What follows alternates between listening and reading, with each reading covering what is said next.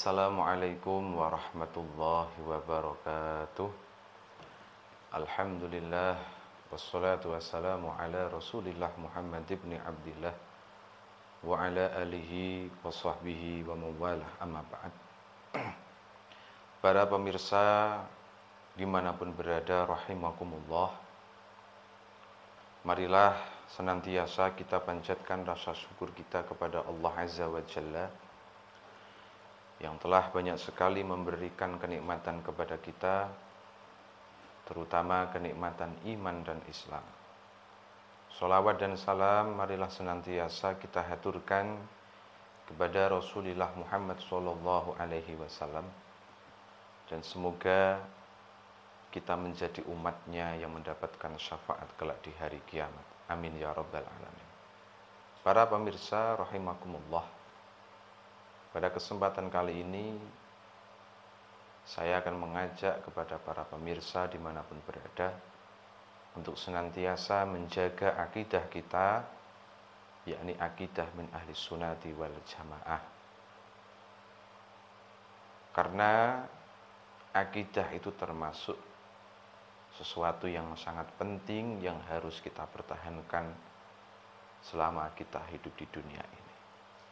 Maka jangan sampai kita mudah terpengaruh dengan pemahaman-pemahaman yang tidak mendasar, yang bertujuan untuk melemahkan kita sebagai warga Nahdliyin.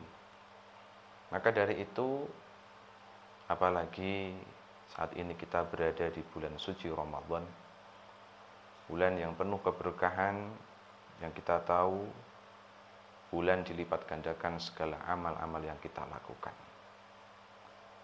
Maka dari itu marilah kita kembali untuk melestarikan amalan-amalan yang selama ini kita lakukan, salah satunya yakni membaca Al-Quran atau biasa kita sebut dengan Tadarusul Quran.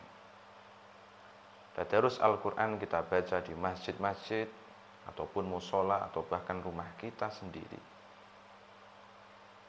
Karena apa? Karena sering saya dapati orang mengatakan bahwa membaca Al-Quran saja tanpa mengetahui maknanya itu adalah sesuatu yang sia-sia, sesuatu yang tidak ada faedahnya dan tidak mendapatkan pahala sama sekali. Tentu pemahaman seperti itu harus kita sanggah. Padahal jelas dalam hadis riwayat Imam Muslim dikatakan, An Abi Umamah radhiyallahu an sami'tu Rasulullah sallallahu alaihi wasallam iqra'ul Qur'an fa innahu ya'ti yaumal qiyamati syafi'an li ashabihi. Bahwa Rasulullah memerintahkan kita untuk membaca Al-Qur'an karena kelak Al-Qur'an yang kita baca akan datang di hari kiamat sebagai bentuk pertolongan kepada kita. Maka jika kita telaah lebih jauh tentang hadis tersebut, saya teringat keterangan dalam kitab Al-Muqtatafat yang dikarang oleh Kiai Haji Marzuki Mustamar. Di situ diterangkan maksud daripada hadis tersebut, bahwa amaron Nabi sallallahu alaihi wasallam fi hadzal hadis bi qiraatil Qur'an wa lam ya'murhunna bitafsiri wala tarjamati. Maka maksud daripada hadis tersebut yakni Rasulullah memerintahkan kita membaca Al-Quran dan tidak memerintahkan untuk mentafsiri dan menerjemahkan. Maka lantas bagaimana? Fal qiraatu wahdaha ibadatun yusabu 'alaihal qari'u. Maka meskipun kita hanya mampu membaca Al-Quran saja tanpa tahu makna apa yang kita baca, itu sudah menjadi sebuah ibadah yang berhak mendapatkan pahala dari Allah Subhanahu wa taala. Bahkan diteruskan wa yastahiqus syafa'ata minhu yaumal qiyamah. Bagi orang yang membaca Al-Qur'an, orang yang rutin membaca Al-Qur'an, maka berhak mendapatkan syafaatil Qur'an kelak di hari kiamat. Para pemirsa dimanapun berada rahimakumullah, maka jangan sampai amalan yang sejak lama dilakukan oleh para ulama-ulama kita, kemudian pelan-pelan sirna hanya karena pemahaman-pemahaman yang tidak ada dasarnya. Maka lantas, jika ada seseorang yang mengatakan ataupun bertanya, apakah tadarus Al-Quran itu pernah dilakukan para sahabat ataupun Kanjeng Nabi? Tentu jawabannya ada. Bahwa pada saat zaman Rasulullah, setiap malam bulan Ramadan didatangi malaikat Jibril untuk tadarus Al-Quran. Hadis tersebut diriwayatkan oleh Al-Bukhari. Dan juga pernah dilakukan di masa sahabat Umar.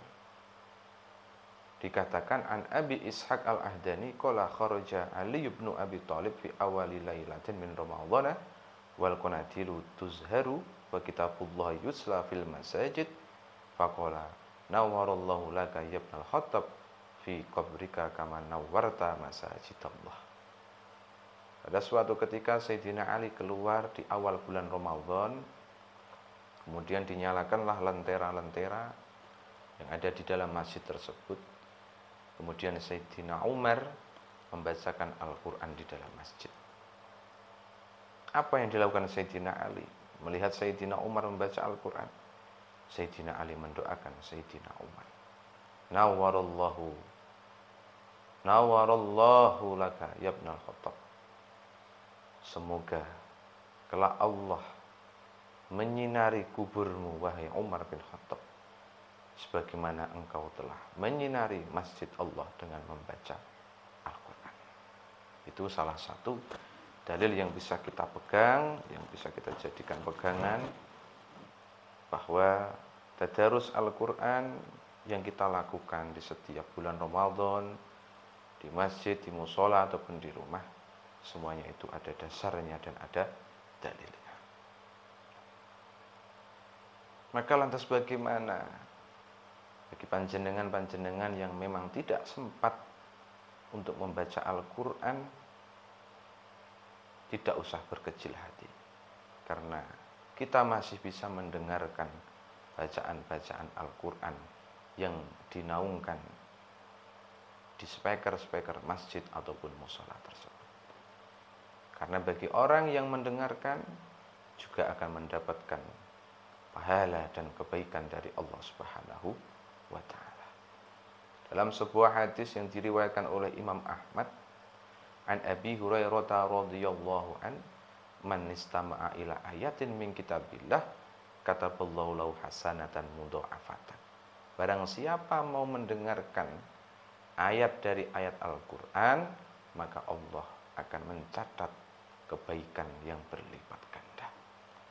Maka para pemirsa warga Nahdliyin dimanapun berada, siapapun yang membaca ataupun yang mendengarkan Al-Quran, yang sudah mahir ataupun yang sedang dalam tahap belajar membaca Al-Quran, semuanya akan sama-sama mendapatkan pahala dari apa yang kita baca. Barangkali cukup sekian yang bisa saya sampaikan. Semoga benar-benar bisa memberikan manfaat kepada kita semua. Akhiran, wal afu minkum.